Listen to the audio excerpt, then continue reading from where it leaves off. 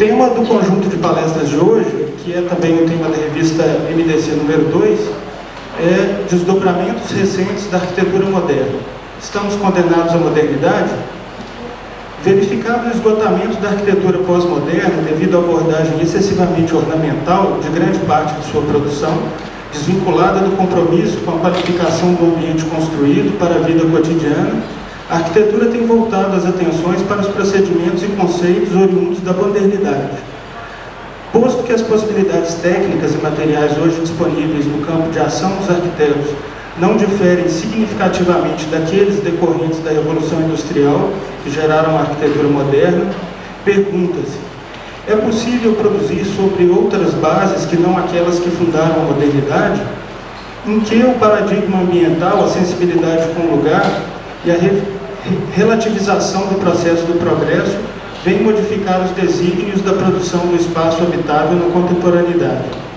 Como país jovem, cuja cultura foi moldada fundamentalmente pela modernidade, estamos condenados ao futuro? Ou há continuidades desejáveis que nos permitam contribuir para o estabelecimento de outro patamar de desenvolvimento para o país e outro estágio de civilização para o nosso povo? Bom, 3 arquitetos foram convidados a desenvolver esse tema. Após as apresentações de cada um deles, será aberto um espaço para a participação do público com perguntas. Isso a gente vai deixar então para depois da apresentação de cada um dos membros aqui da mesa. O Carlos Alberto vai estar com o microfone e anotando as inscrições para as perguntas, depois das comunicações. Os 3 convidados que integram a mesa hoje são os arquitetos Denise Marques Bahia, Silke Caro e Álvaro Puntoni. A primeira exposição será da arquiteta Denise Marques Bahia.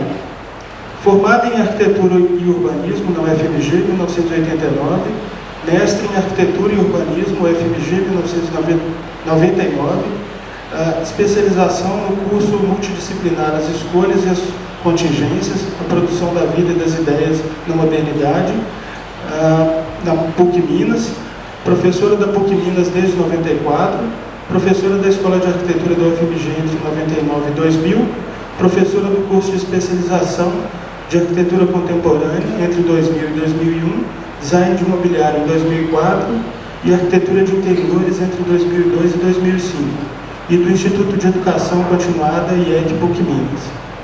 Bom, abrimos então a exposição à arquiteta Denise Marques Bahia.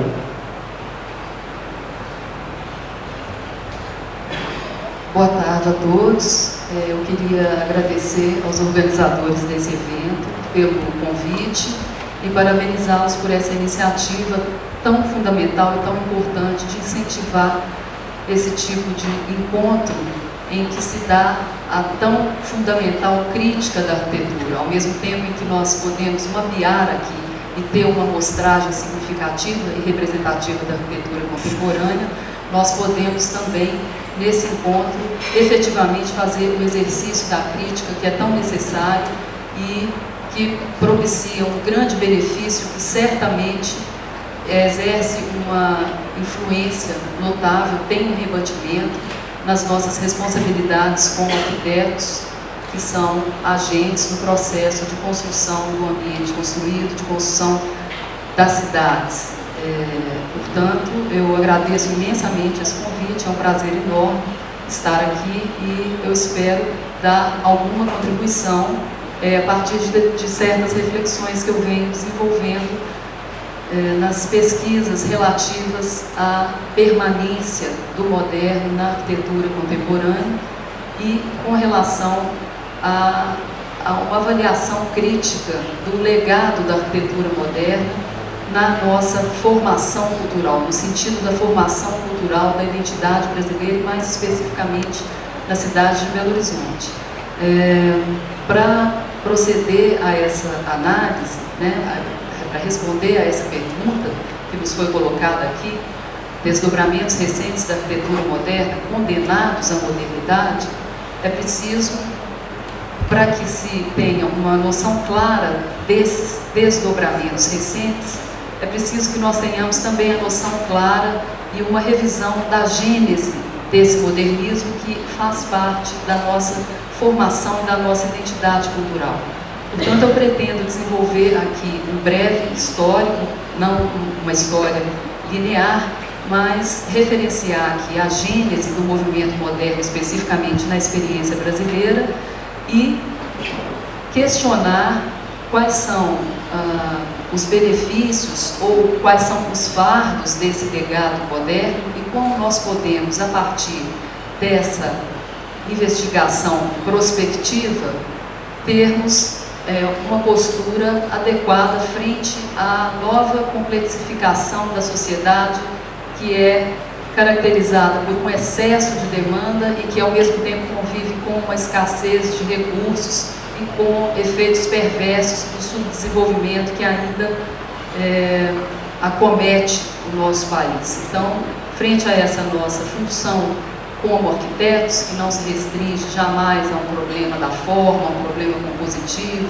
ou aos grandes temas da arquitetura, mas principalmente diz respeito a uma função social na construção das nossas cidades ou na preservação daquilo que já está construído, é fundamental que nós tenhamos uma constante reavaliação crítica desse movimento, que é, para nós, mais que uma manifestação do passado que deve ser glorificada ou que deve ser revista de uma maneira saudosista e anacrônica e irresponsável. Mas é importante que nós tenhamos uma revisão crítica que seja possível ver, que nos permita ver com clareza o que há de positivo nesse legado, quais foram os erros, quais foram os benefícios e como que nós, na contemporaneidade, podemos agir e definir posturas e orientar as nossas ações como arquitetos.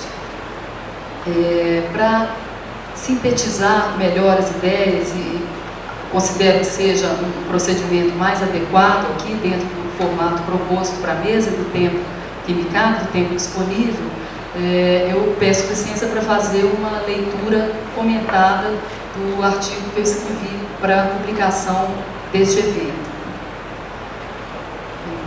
Pode. A princípio, eu acho necessário fazer um esclarecimento acerca dos temas que muitas vezes são usados incorretamente.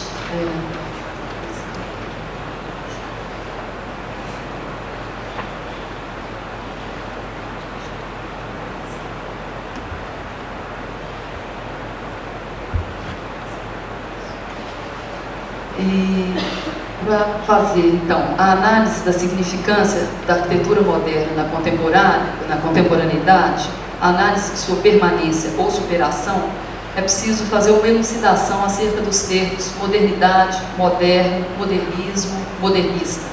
Por modernidade, nós vamos entender aqui um processo ainda em curso que teve início com a renovação científica do século XVII e a decorrente mudança na visão de mundo e nas formas de sua expressão pelo homem, nas artes, na arquitetura, na cultura. A explicação teocêntrica do universo vai dar lugar à subjetividade, à compreensão racionalizada do mundo, ao código cartesiano. Consolida-se aí a crença na racionalidade emancipadora, na instrumentalização da técnica para domínio da natureza. Ao mundo fechado, medieval, abre-se um universo infinito da ciência moderna. Nesse contexto, arte, ciência, religião, política definem-se em esferas distintas. Essas são, então, as bases do pensamento moderno que vão fundar esse processo da modernidade, do qual vai surgir um movimento estético e cultural chamado modernismo.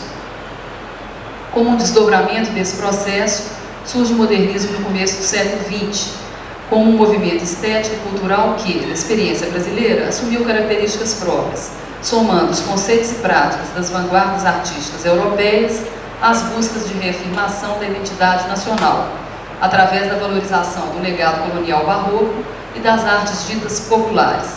Este movimento, chamado moderno, no caso da arquitetura brasileira, inscreve-se historicamente no período entre 1928 a 1960.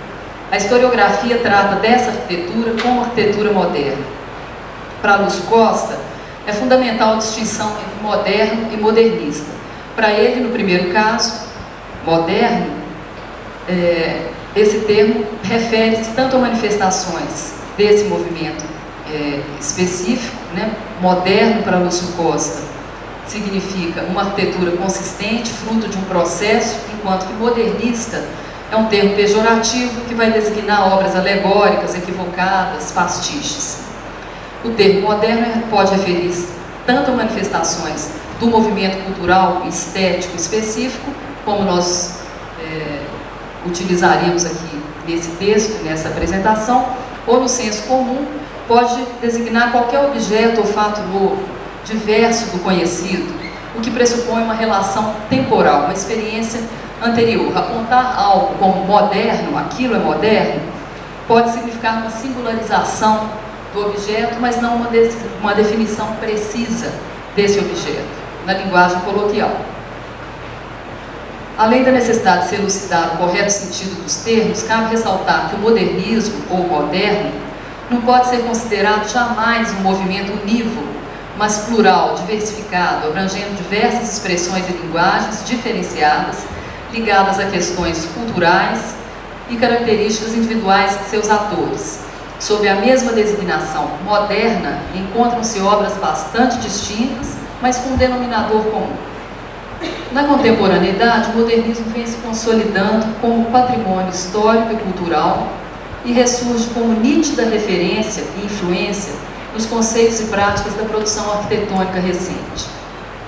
Nessa perspectiva, eu repito, é necessária e urgente a revisão crítica das suas proposições, das fraturas do seu projeto utópico de transformação social, da sua importância na cultura brasileira e o atento exame da sua permanência. Por quê? Porque o retorno do movimento moderno com tanta força, tanto na necessidade de definir aqueles objetos que são merecedores de preservação, considerados objetos de preservação do patrimônio histórico e cultural, e por que também na produção recente e contemporânea esse retorno, essa releitura desse movimento moderno. A arquitetura moderna no Brasil, a expressão de um projeto de nação, do desejo de progresso. O modernismo no Brasil surge na década de 20, a partir de um movimento pendular entre o desejo de internacionalização, de consonância com as pesquisas e discussões estéticas mundiais, e a necessidade de reafirmar a identidade nacional, de redescobrir os valores e tradições autóctones, para enraizar e legitimar as novas proposições, as novas formas de expressão. O advento da industrialização e a formação de uma sociedade cada vez mais urbana transforma a paisagem natural, como bem retratam os quadros de Tarsila. A metáfora da antropofagia exprime o processo de redescobrimento do país, do reconhecimento de suas origens culturais e exalta a inventividade de um povo que não quer se fechar para as influências externas, num nacionalismo estúpido, mas que é capaz de se beneficiar com novas experiências sem prejuízo de sua identidade. Criemos e manifestemos a arte dos tempos presentes. Ressurreições? Jamais. Talvez esse tenha sido o legado mais importante do Le Corbusier. Essa afirmação foi retirada de um texto escrito por ele a bordo do Zeppelin, Caminho do Brasil, em 1936, e que foi depois publicado pelo Lúcio Costa numa revista do IFAM. Durante a Segunda Guerra Mundial, com o Estado Novo, o nacionalismo de Vargas e a política norte-americana da boa vizinhança, surge a invenção de um Brasil expressa no imaginário popular de grande difusão no exterior.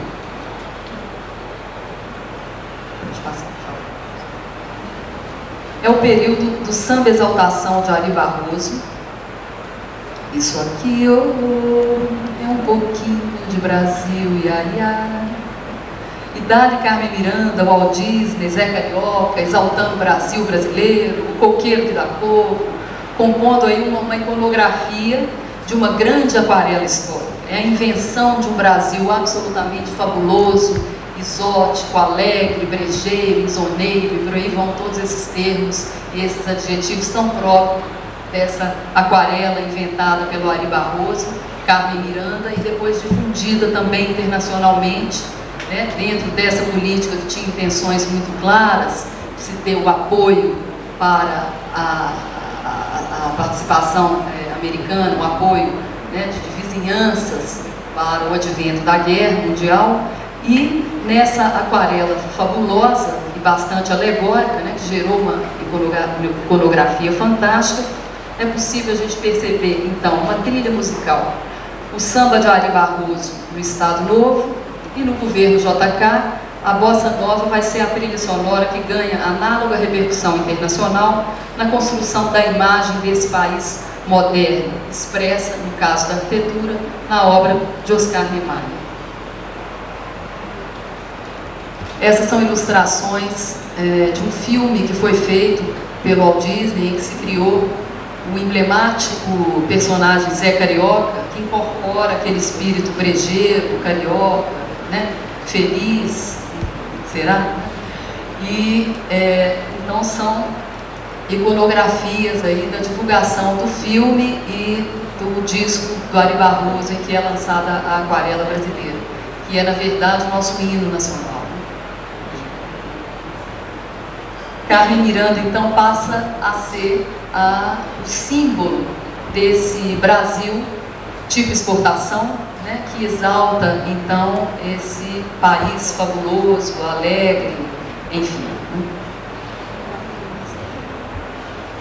Ela vai consolidar a sua fama na década de 40, com um enorme prestígio internacional, ao mesmo tempo em que também dentro desse projeto político de difusão da cultura brasileira no exterior, nós vamos ter também a realização da exposição e da publicação do Brasil Builds, que vai ser um marco, então, nessa divulgação do Brasil no cenário internacional e que vai consagrar Oscar Niemeyer como sendo o grande arquiteto expoente dessa arquitetura brasileira que expressa esse projeto político desenvolvimentista, nacionalista.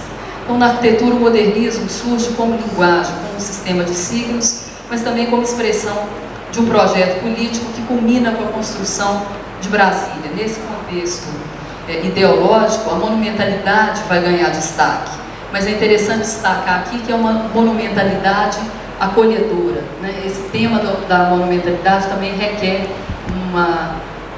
um exame mais minucioso, foi inclusive tema de uma mesa redonda na última realização do Docomomo Brasil, né? Nós temos também várias monumentalidades dentro da experiência brasileira.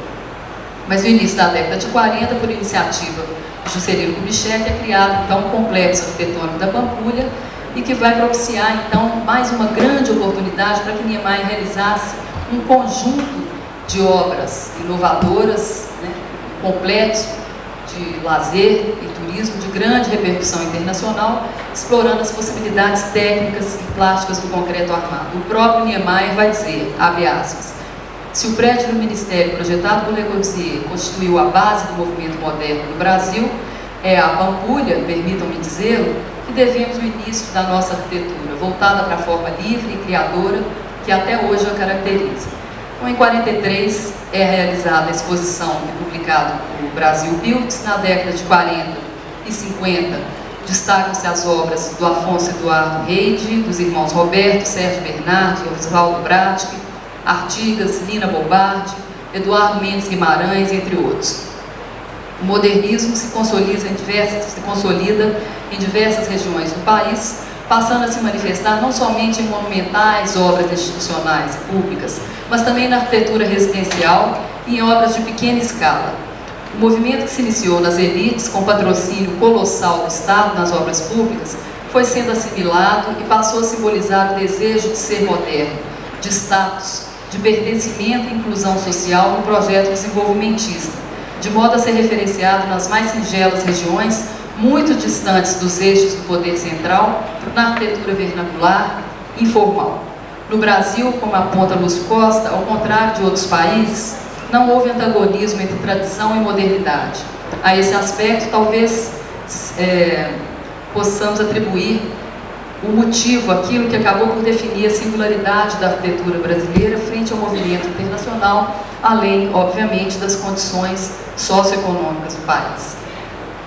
O modernismo na contemporaneidade, ainda modernos? Essa questão vem ganhando relevância nos debates contemporâneos sobre cultura e na crítica das artes e da arquitetura. Em 2005, deu origem a uma exposição realizada em Paris, intitulada Ainda Moderno, Arquitetura Brasileira de 1928 a 2005, e é uma publicação de autoria do Lauro Cavalcante. A exposição e o livro abordam a arquitetura brasileira produzida no período considerado heróico, é aquele período inscrito nas décadas de 30 a 60, e também obras de projetos recentes, contemporâneos, e nessa publicação, nessa exposição, buscou-se, como explica o Cavalcante, identificar a relação entre a nova geração de arquitetos com o legado dos chamados mestres da arquitetura nacional. O crescente interesse pelo moderno, bem como a diversidade de suas manifestações nos 4 cantos do mundo, pode ser verificado também nos seminários e publicações do Docomomo. Eu tenho tido a oportunidade de ler esses periódicos, essas publicações, e de participar dos seminários do Docomomo, e é impressionante a quantidade de pesquisas, inventários, trabalhos acadêmicos e ações de preservação de bens modernos em diferentes culturas, né? O Docomomo hoje já conta com aproximadamente 45 países, 45 grupos de trabalho nesses países, e você tem um estudo da manifestação do moderno na Ásia, na África, nos países insulares, de modo que é realmente impressionante a difusão desse movimento no planeta. A arquitetura moderna como objeto de preservação revela o paradoxo de um movimento que buscava ser a expressão material do seu tempo, apontando sempre para o futuro, apostando nas novas possibilidades trazidas pelas inovações tecnológicas, inserido num projeto de modernização e progresso que agora se consolida como patrimônio histórico e cultural. O que era moderno é agora história, passado continuamente reatualizado e reinterpretado na vida cotidiana das cidades. Mas qual é exatamente o legado do modernismo para a cultura brasileira e como se dá a sua permanência ou influência verificada em projetos e obras recentes? É notável a permanência do moderno na produção contemporânea da arquitetura, como podemos verificar nas diversas publicações e exposições de trabalhos de jovens arquitetos. Refiro-me a uma produção que pode ser interpretada como releitura do modernismo, mas não mais quanto à proposta utópica globalizante de transformação social, nem tampouco como mera manipulação do conhecido vocabulário formal corbusiano, ou como pastiches afetados e efêmeros que atendem aos modismos do mercado de consumo. Não se trata também de um retorno nostálgico, saudosista e anacrônico, afinal, chega de saudade, depois de Brasília, da Bossa Nova e do pós-modernismo. O que ocorre nesses casos é o que Lauro Cavalcante bem define como um modernismo em movimento, mais dialético e conciliador, uma arquitetura múltipla e plural, praticada por profissionais que, sem reverenciar um tempo já passado, sabem nele encontrar riquezas e não fardos. Cabe investigar, como propõe aqui esse evento, o MDC, quais são as características essenciais comuns entre essas obras, denotativas dessa releitura, e quais os indicativos dos novos rumos apontados para a arquitetura moderna e para a modernidade em seu sentido mais amplo. A tarefa que se coloca nessa discussão é identificar qual o denominador comum, quais as interseções entre essas arquiteturas contemporâneas, além da linguagem, muito além da linguagem e do repertório formal. Como exemplos dessa manifestação, destaque-se os trabalhos do grupo de arquitetos Alexandre Brasil, André Luiz Prado, Bruno Santa Cecília, Carlos Alberto Maciel, Danilo Macedo, Fernando Maculan, Humberto Hermeto, Pedro Moraes, que compuseram a exposição Diálogos, a qual tive a oportunidade de visitar aqui na Casa do Baile, em abril de 2004, uma exposição então intitulada 8 arquitetos, 54 projetos. Podemos também destacar várias obras contemporâneas, como estão presentes aqui nesse evento, na exposição virtual e também nas publicações, né? De modo que eu não vou me ater aqui a analisar obras individualmente. Vou passar algumas imagens representativas. Pode. Essa é uma foto do Marcel Goterot sobre a construção dos ministérios em Brasília. E, a seguir, uma sequência de obras que eu considero representativa, então, dessa arquitetura contemporânea que faz essa releitura do modernismo, né? Essa é uma obra em Goiânia, uma residência de Manuel Balbino e Mônica Grossaro. Essa casa em Nova Friburgo, da Carla Joaçaba, no Rio de Janeiro. Esse é um edifício administrativo de um estacionamento em Porto Alegre, um grupo chamado Estúdio Paralelo. Residência do Ângelo Butti, no Rio de Janeiro, que também tem características comuns que eu vou referenciar daqui a pouco. Residência projetada pelo Carlos Alberto Maciel e Alexandre Brasil. Uma residência projetada pelo Pedro Moraes e Fernando Maculano. Essas arquiteturas têm em comum a unidade entre linguagem estrutural e arquitetônica, a experimentação de novas possibilidades técnicas, a clareza formal, a potencialização da expressividade dos materiais, a linguagem a um só tempo moderna e contemporânea. Além desses aspectos, essas arquiteturas expressam uma postura bem moderna em sua concepção. Buscar no passado válido, como costumava dizer Lúcio Costa, as bases para fundar um novo processo investigativo. Os arquitetos modernos recorreram ao legado colonial barroco para reconhecer a identidade nacional, para conciliar tradição e inovação, para ancorar as novas proposições políticas, sociais, estéticas e culturais. E os arquitetos contemporâneos recorrem analogamente ao legado moderno. Seria um sinal de continuidade, então, do modernismo? O futuro do moderno e o curso da modernidade. Quando o crítico de arte Mário Pedrosa afirmou que o Brasil era um país condenado ao moderno, no final da década de 50, analisando a construção de Brasília, estava alertando para o fato de existir um projeto político autoritário de uma modernização aparente e impositiva criada artificialmente. Nos relatos dos trabalhos desenvolvidos no 2º Congresso Nacional de Críticos de Arte, realizado em São Paulo, em 61, Pedrosa declara, abre aspas, o Brasil é essencialmente um país condenado ao moderno. O Brasil, já tenho dito várias vezes, é um dos raros países do mundo com uma certidão de batismo. A partir de certa data, de um certo ano, de um certo século, o Brasil passou a existir e antes não existia. Nós sabemos disso. E daí começou a ser construído de cima para baixo. Brasília só se explica também porque é um país que se constrói de cima para baixo. Houve aí, obviamente, a denúncia de um descompasso entre o progresso prometido e as reais condições objetivas e definitivas para alcançá-lo de modo irrestrito e democrático. É como se a arquitetura moderna, formulada segundo modelos europeus, viesse de um futuro longínquo e pousasse no meio do nada ou ignorando qualquer cultura existente. Ocorreria então, nessa perspectiva, uma modernização sem modernidade, desenraizada. Hoje, a perspectiva é outra. Passados mais de 45 anos da construção da capital do país, o moderno já se consolidou como tradição, nas artes, na arquitetura, na cultura, e os megaprojetos urbanísticos impostos e bancados pelo Estado não se aplicam mais, ou pelo menos não deveriam.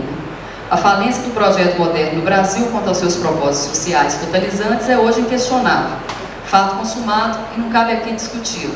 No entanto, vale rever os conceitos fundamentais do movimento para entendermos, numa perspectiva contemporânea, sua importância histórica e cultural e entendermos por que e como se manifestam nas obras recentes. Hoje, com a complexificação da sociedade, com o agravamento dos efeitos perversos do subdesenvolvimento, com a consciência de que a identidade brasileira é múltipla e que a nossa cultura é plural, o que fazer no país do futuro para retomar a modernização perdida e seguir conciliando inovação e tradição?